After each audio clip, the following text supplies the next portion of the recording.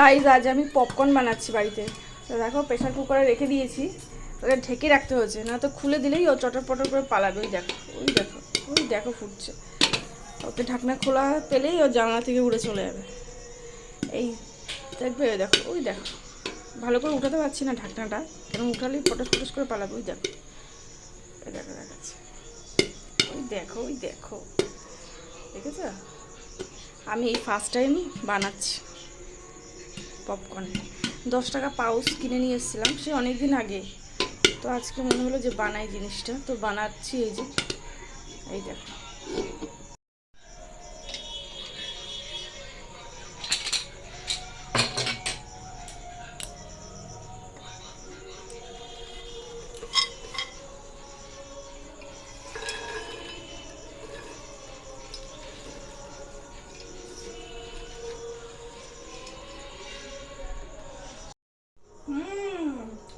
বাড়িতে পপকর্ন বানিয়েছে, খেতে খেতে হেভি টেস্ট হচ্ছে, পুরো দোকানের মতোই।